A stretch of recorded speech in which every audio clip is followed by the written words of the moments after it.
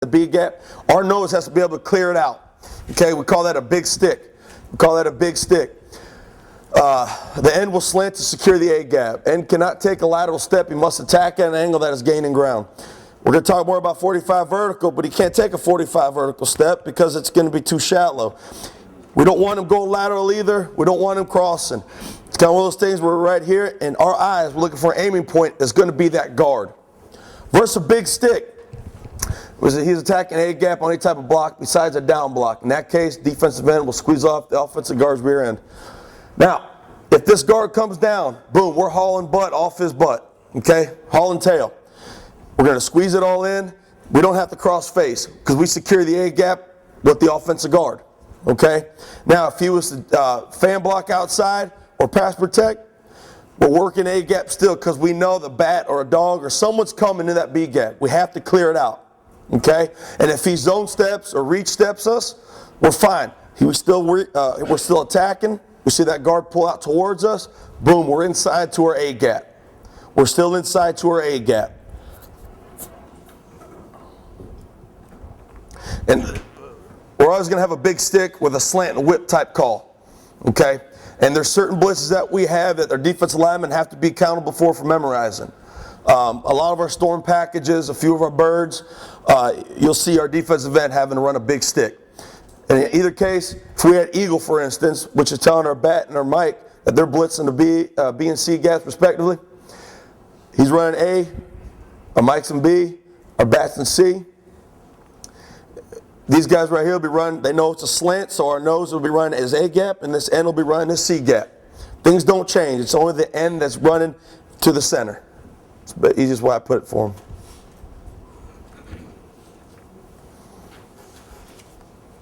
You'll see right here, it's not as clean as we'd like.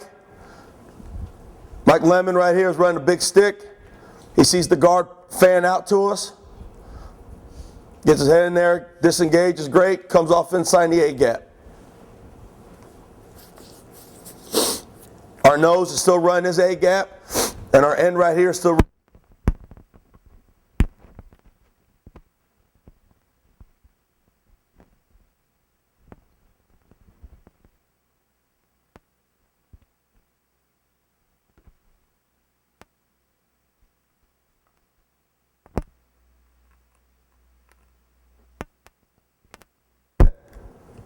That we work on.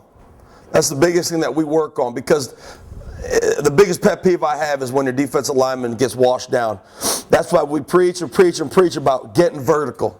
Hell, in a perfect world, boom, we're going to get inside there, get great penetration, but shoot, offensive linemen, they practice. They like to lean a little bit. We all know that. So anyway, they come inside, and we really want to work a vertical step with a big stick. We really want to work it. The last thing we want to do is get washed, cleared out to the damn sideline. That's when we have our problems. But for the most part, you know, with great pad level, continuing working with it, they do a pretty good job of it. It works well out for us. It works pretty well for us. But yeah, that's the biggest problem that defensive linemen have, is when they get washed down. Because it's easy. We already have so much momentum going down there.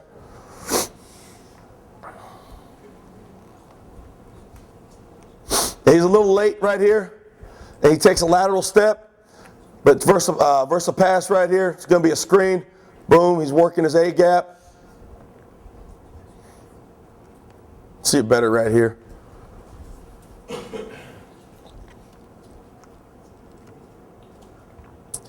See, it's a little more lateral than I'd like.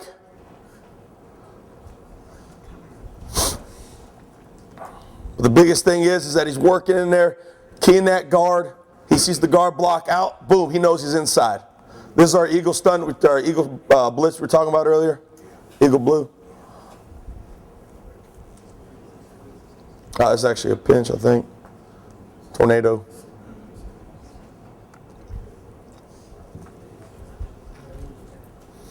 Here we go. This is now versus a down block. We have a big stick versus a down block. We see the guard going down. That's fine. Scrape off his butt. Get vertical. Go make a play. How deep is your penetration? Sir? How deep do you want to penetrate? How deep? For our defensive ends, And we're going to get into it a little bit later, but when we reach a down block, we want to hunker right down the line of scrimmage because we want to play a zone read or a power, whatever, because again, we're box players. Eyes inside for first threat. So we don't want to haul butt upfield versus a down block. Now we see a fan or a pass protect, we want to go. We want to go upfield right now. Now with the big stick, we don't have any real contained responsibilities. So shoot, I tell them, get your butts up, keep going, penetrate. You know, because if suppose someone was pulling, suppose this guard was pulling, and he has to come chase us, shoot, that's great. This is a great job. This is athletic ability right here. But the biggest thing I wanted to emphasize was versus a down block, boom, we're squeezing off his butt. His pads are square. He got vertical. He's able to redirect and help make a play. Defensive end up top. Is your dog blitzing on it, or is he just reading it? No, he's blitzing. Okay. He's blitzing. This is our cyclone.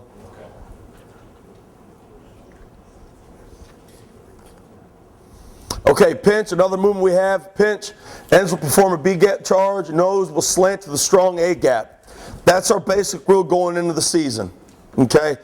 Week to week, we may change it up. We may want that nose guard going weak A. Okay? We may want him going strong A. Whatever the case may be, it's week to week. But the way we teach it up front is that he's going to go A-gap strong. He's going to go strong A-gap. And our ends will be pinching inside. We have a few calls, a smoke pinch or tornado. They know when they hear that, boom, they're responsible for inside. Pinch.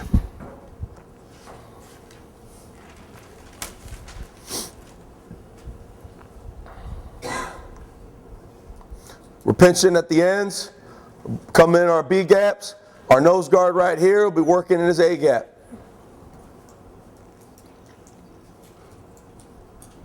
There's our smoke pinch right here.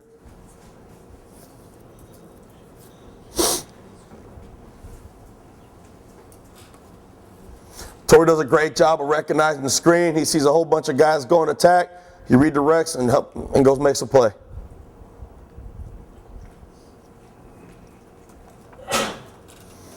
Pinch again. This is out of our, we got here solid. We got a solid look going.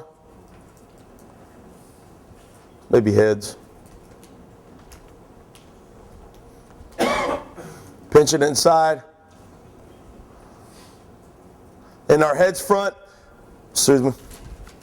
In our heads front, same rules apply. We're pinching in. So our 2-2s are going to be coming inside the A gap. Our ends will be working inside the B gap.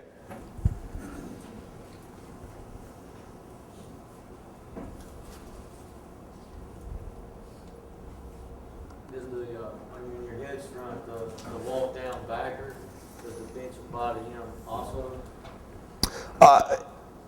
Yeah, well, he's going to come in the Chad. Yeah, he's going to be coming inside. The rules still apply for both. It's only when we hear pinch or a whip call of that back come inside. Real quick. Yeah. This play? Yeah, no, the one before this. Yeah, right here we got heads, and we call it dig pinch. We only run it versus two back personnel. Basically, right here, we're bringing both dogs on the outside, so we went heads, dig pinch. That bat right here that's down, he knows he's got to get inside into B gap. So it's within the call. Okay.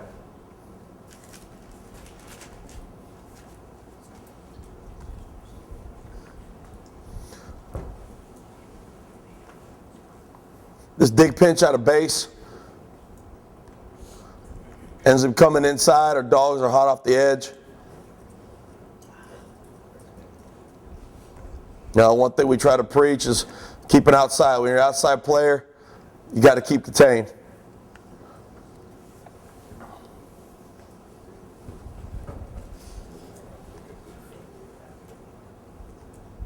And he plays a little high, but this is what we're talking about here. 45 vertical step. This is a little better.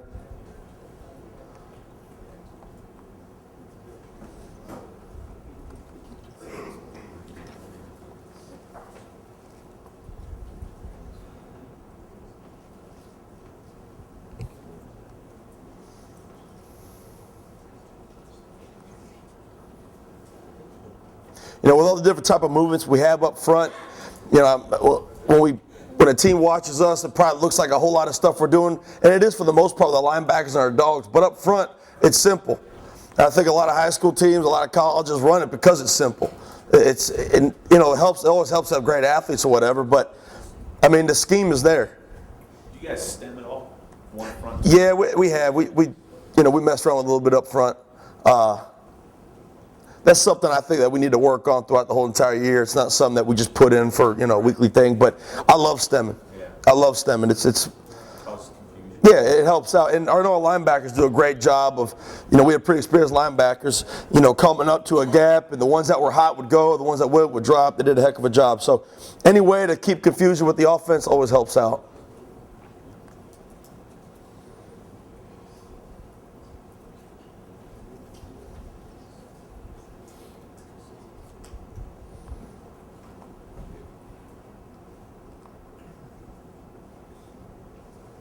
You see right here, sir? Would you prefer that those bats are coming tighter off that edge, or do you like them down? Yeah, they'll definitely have to come a little tighter.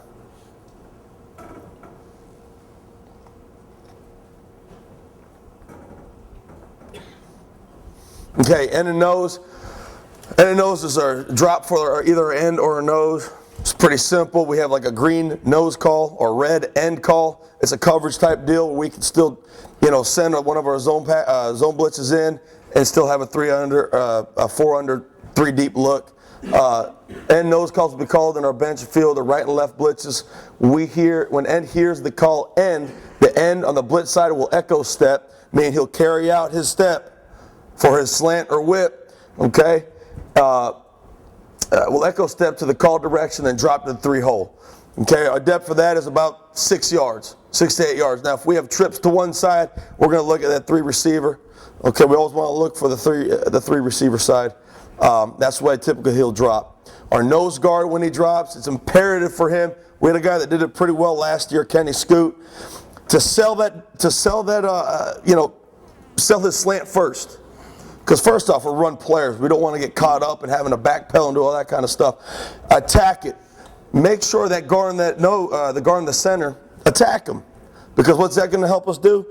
Help the linebackers run in there, run free.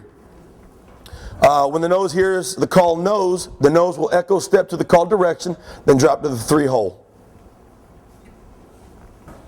So is your end looking for a pass read from the O-line? He sees high hat. Exactly right. If he comes in, he runs his step. Suppose he's running a slant, okay, to the inside. He's coming in, he sees a pass read, then boom, I recognize drop. Because I tell him, be patient with it. Attack it. Expect the run first. When you see high hat, boom, that's where you can drop back. But you see so many times, and I'm guilty of it too, when I play, I'm like, oh, heck yeah, I'm going to drop back. I get to, pick a ball off or whatever. So I'm like, forget the run, I'm out of here. That's going to kill you. That's going to kill you. What it does is going to take you out of the play. More importantly, when the linebackers are blitzing, they're going to get caught up and it's a useless blitz. So one thing we try to work on is just attacking it just like it was a run. Shoot, get there, have great hands, and then boom, disengage late. And we got a couple clips on here. But sell it first. These guys have to sell it first.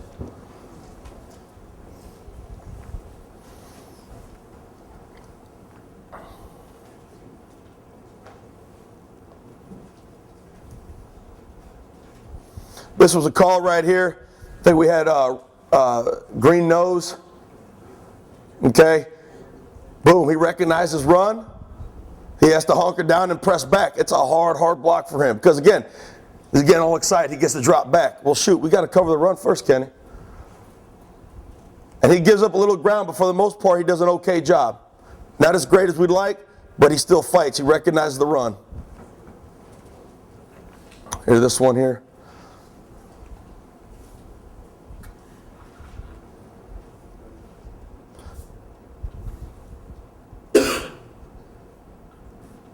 He attacks first, boom, sitting back about 5-6 yards. He's just looking at the quarterback. That's it. Yeah, and eventually you don't want to teach him too much, Right. but eventually you always want to keep the quarterback, but recognize what's going on around you. He's the 3 player. Recognize where he's going. If he's flaring out, go attack. But we want to make sure his presence is known.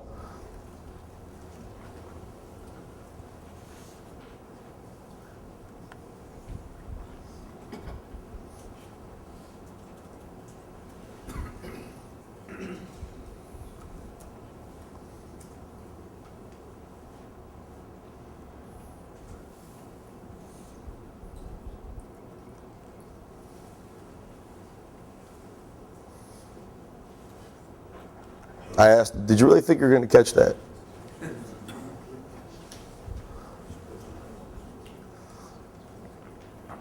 Now here's an end drop here. Boom, we're attacking outside. We're attacking outside, recognize its pass. Okay, boom, we're going to drop back to the 3-hole. Looking for slants, screens, whatever's coming around. Find the ball, go pursuit.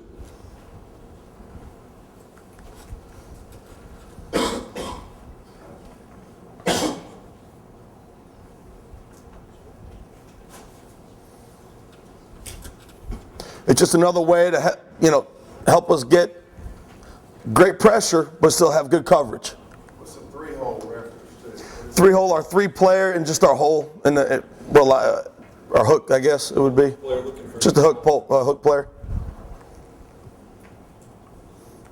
Just replacing these linebackers where they would be in coverage.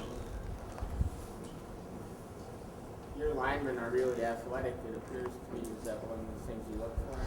Yeah, we want to get the best athletes up here. We're pretty fortunate at GMC, but Torrey Ball, he came on as a walk-on. He was a qualifier out of high school. It was one of those things that he just worked extremely hard, and he earned, and a couple guys got hurt. He took it by the reins, and now he's going to be he ended up being All-American this year. So, he's a walk-on player. One thing, again, just to reiterate is, yeah, we got the great athletes to do it, but at the same time, I think any type of high school athlete could run this type of offense or defense, excuse me. It's the same principles: playing low, run your feet through contact, and having great hand violence. It's the same principles. It's just a different way, and we attack. Now, do you guys only run this with 3 deep, 3 under? Yeah. We barely just scratch the surface with dropping the end and the nose. Okay. And then I'll be honest with he's your middle hole player, you said? Right. Okay. Yep. Big